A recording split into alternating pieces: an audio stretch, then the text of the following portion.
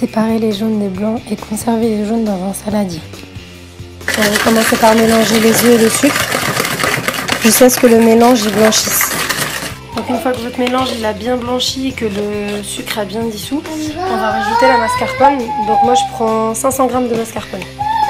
J'ajoute ma mascarpone petit à petit en l'écrasant avec une fourchette dans un premier temps. Une fois votre mascarpone incorporé à vos jaunes d'œufs et le sucre, ça vous donne cette texture là. Un truc bien léger, une sorte de mousse un peu. Voilà, donc là je vais mettre au frais et je vais commencer ma ganache au chocolat. Là, je mets mon chocolat dans ma casserole avec de la crème liquide. Là en fait je vais venir mettre mon chocolat par-dessus mes boudoirs. Donc moi je les mouille pas avec du café, j'aime pas les tiramisu au café. Donc moi je le fais avec du chocolat.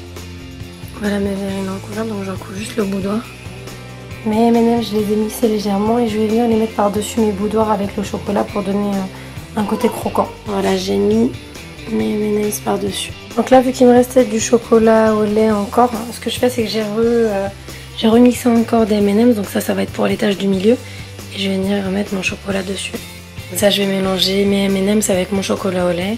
En attendant, ce que vous faites pour bien réussir votre chantilly, c'est que vous mettez les bras de votre batteur au congélateur avec la crème liquide et le saladier du coup.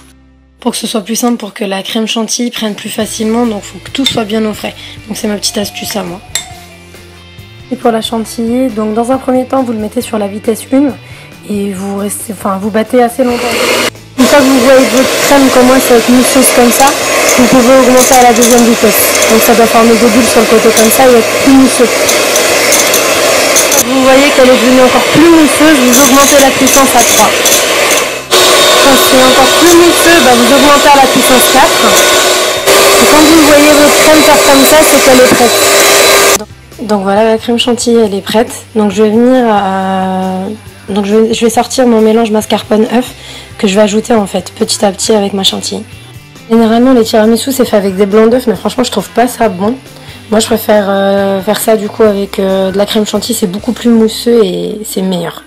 Donc je vais venir vous montrer le geste, je vais essayer. Donc vous ajoutez du coup la chantilly et pour pas la faire tomber, vous travaillez juste comme ça, jusqu'à tout incorporer.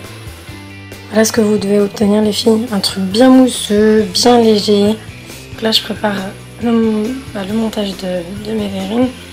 Donc avec une couche mascarpone crème par-dessus. Ensuite je viens ajouter mon M&M's avec le chocolat au lait.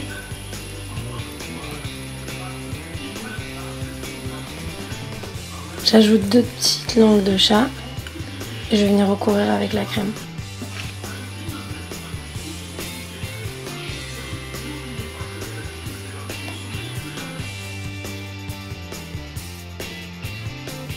Donc après vous passez bien tout au frais directement en fait pour pas que la crème elle retombe.